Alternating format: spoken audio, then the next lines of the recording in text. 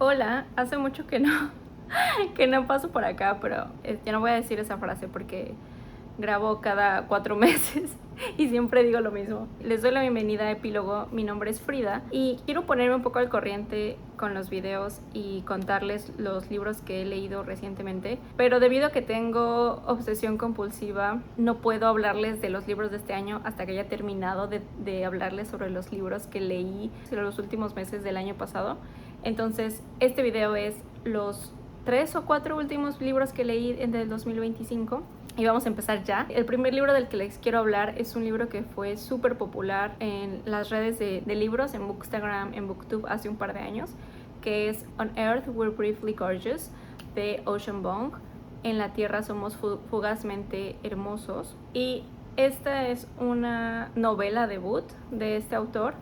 El autor es vietnamita estadounidense y es una carta de un hijo a su madre, pero también es una especie de diario porque nos habla mucho del primer amor de él. Es como muy autoficción y habla mucho sobre el tema de la familia, sobre su madre y su abuela y su vida en Vietnam y como su proceso de migración a Estados Unidos, pero eso lo entreteje con las historias de su adolescencia, como dije, su primer amor.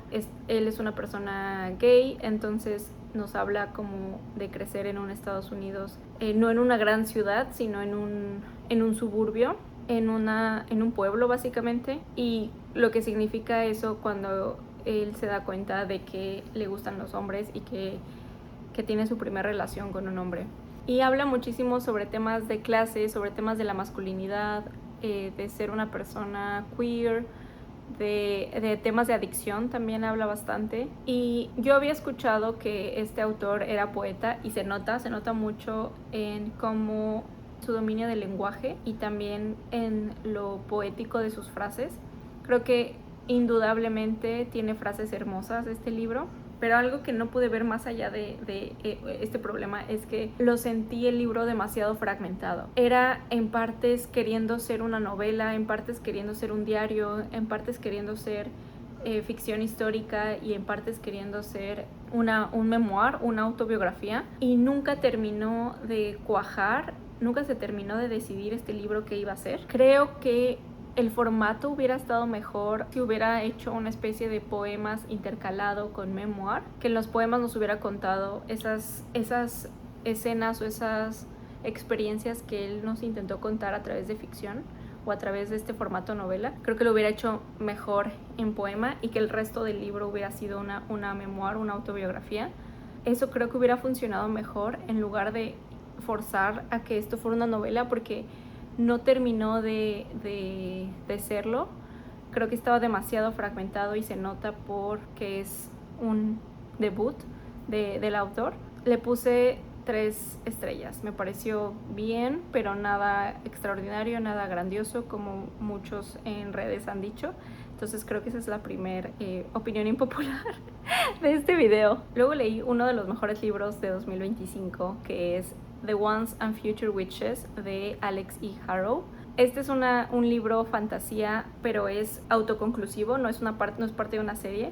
Y he descubierto que Alex E. Harrow hace mucho esto, tiene fantasía autoconclusiva, lo cual me encanta porque normalmente cuando te metes en el género de fantasía en literatura, sabes que estás mínimo en metiéndote a una trilogía, si no es que a una serie, a una saga, y entonces se vuelve un poco insostenible y es un problema de compromiso lector que no todo el mundo se avienta a eso, además de que normalmente las fantasías son libros chonchos, estamos hablando de mínimo 400 páginas por volumen, entonces es un compromiso de tiempo serio y no todo el mundo se avienta a eso. Pero si les gusta la fantasía y no quieren comprometerse, tienen commitment issues, entonces acérquense a Alex E. Harrow, porque de verdad que es una autora que me ha gustado bastante. Este libro en particular estamos en el siglo XIX, finales del siglo XIX, 1890. Ella es la historia de 3 hermanas de diferentes edades y la historia comienza cuando la hermana más chica está en fuga, está huyendo de la ley porque ha sido acusada de unos crímenes y es como una especie de convicta y está huyendo. Y por cuestiones que no voy a revelar, ella y sus hermanas tienen una relación complicada y se encuentran a partir de que Juniper, que es la hermana menor, escapa, se encuentran nuevamente en otro momento de su vida y las tres convergen en un pueblo y ahí como que comienza la trama. Y este libro habla muchísimo empieza sobre todo hablando mucho sobre el sufragio femenino. Por ejemplo, tenemos a un grupo de mujeres que está haciendo proselitismo y está haciendo campañas y está haciendo marchas para obtener el voto para las mujeres. Y este pueblo en el que converge todo esto se llama New Salem, entonces medio ya por ahí ven por dónde va la historia. Y sí, tenemos a Juniper, a Agnes y a Belladonna, que las tres tienen características y personalidades súper diferentes. Las tres son personajes súper redondos. Juniper es fantástica, la amo, es súper chistosa, es súper aventurera. Belladonna es como una ratita de biblioteca, es súper sabia, pero es un poco insegura de sí misma. Belladonna es la más grande. Y Agnes es muy aventada y es muy hocicona. Lo que diría con mis amigas es que es muy hocicona. Es muy tirada para adelante y es muy explosiva.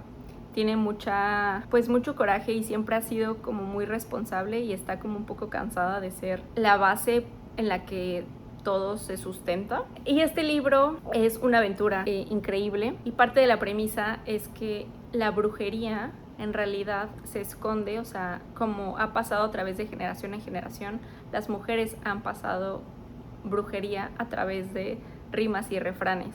Entonces el libro está plagado de rimas y refranes que son utilizados por las mujeres para hacer ciertas cosas.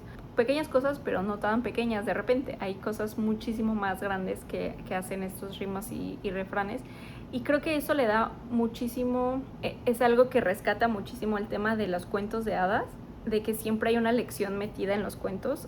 En este libro siempre hay una rima o refrán para algo específico. Y me encantó el libro, fue una aventura increíble, lo disfruté muchísimo.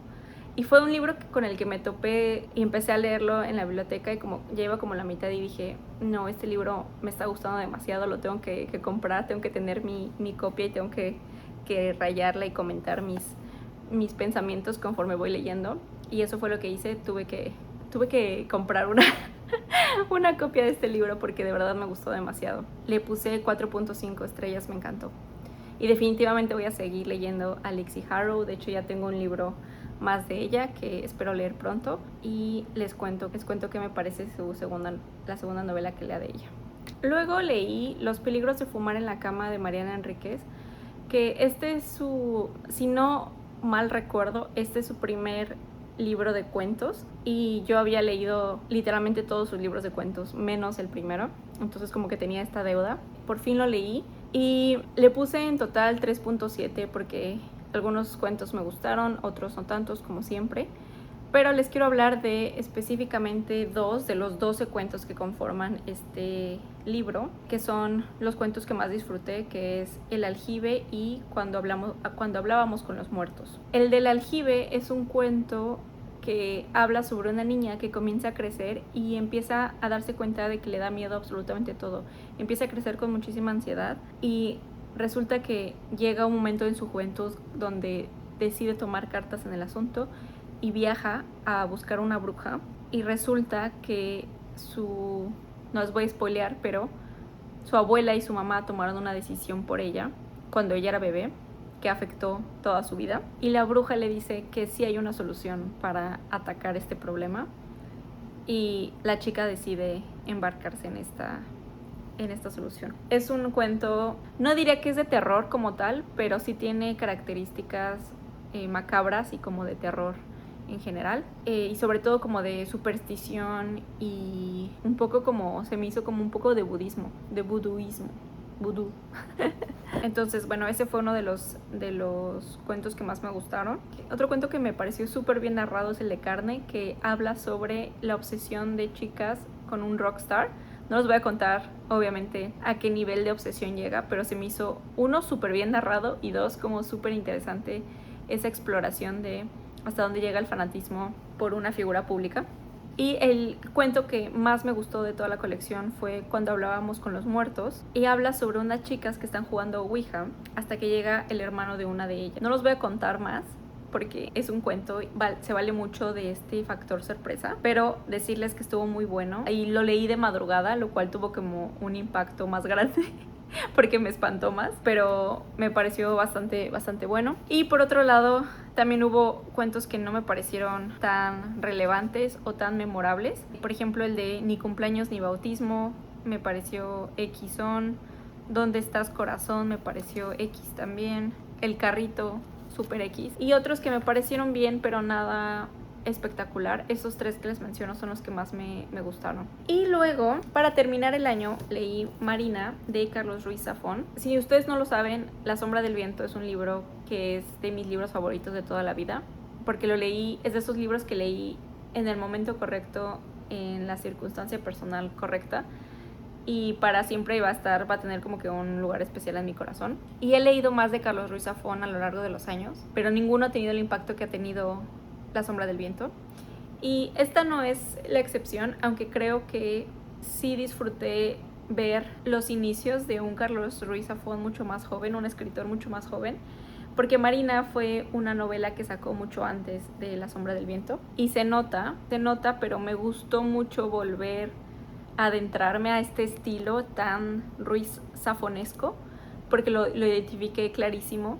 Reconocí su toque, pero se nota muchísimo que este es uno de sus primeros trabajos. Creo que sí hay un gran salto de La sombra del viento o la saga del cementerio de los libros olvidados a esto. Creo que sí creció bastante como autor. Y el estilo está aquí, o sea, es el mismo estilo. Lo puedes leer, pero esto está mucho menos pulido que en La sombra del viento. Está como más crudo.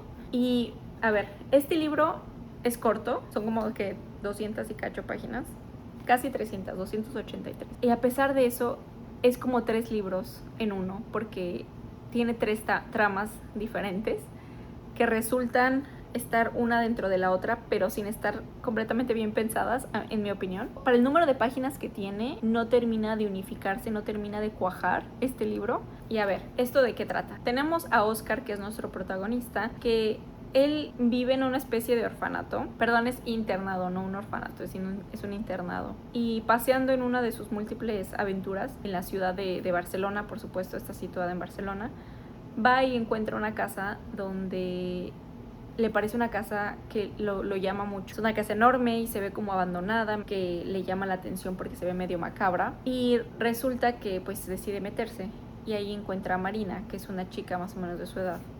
Y empiezan ellos dos a formar una amistad, a tener aventuras en la ciudad, siguiendo como pistas y demás. Y entonces él y Marina se adentran en una especie de misterio de la ciudad y empiezan ya saben, a seguir pistas aquí y allá. Y se van dando cuenta, van descubriendo como un secreto de alguien muy importante, y luego terminan metidos en algo súper peligroso. Y entonces vemos la historia de Marina y Oscar, y luego la historia de quien están investigando, y luego otra historia además de eso. Y están no entretejidas tan bien, de tal forma que por un lado vemos una historia medio detectivesca, y luego vemos la historia de la historia, que es un poco de Frankenstein, literalmente. O sea, me recordó al libro de Frankenstein y al monstruo de Frankenstein, esa trama. Y algo que vi a través de todo este libro es que se usa muchísimo el recurso de que un personaje le dice a nuestro protagonista: déjame te cuento qué pasó, para exponernos a los lectores todo lo que necesitamos saber sobre la historia. Y es tan antinatural porque está en una circunstancia en donde esta persona o este personaje jamás le diría a nuestro protagonista, o sea, ¿para qué le daría todo el contexto y toda la introducción?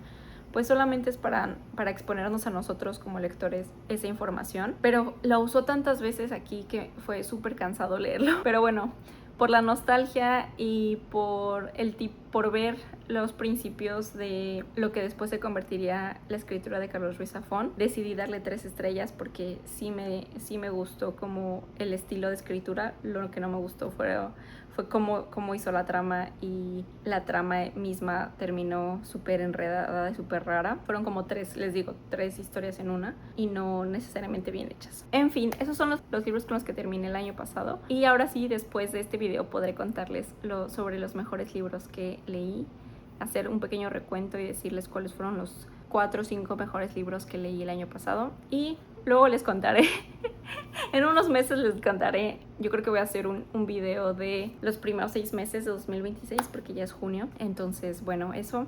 Cuéntenme en los comentarios si ustedes han leído alguno de estos 4 libros o estos autores, y si les han gustado, qué les pareció. Y nada, muchas gracias como siempre por escucharme, muchas gracias por verme, y nos vemos en el próximo episodio. ¡Hasta luego!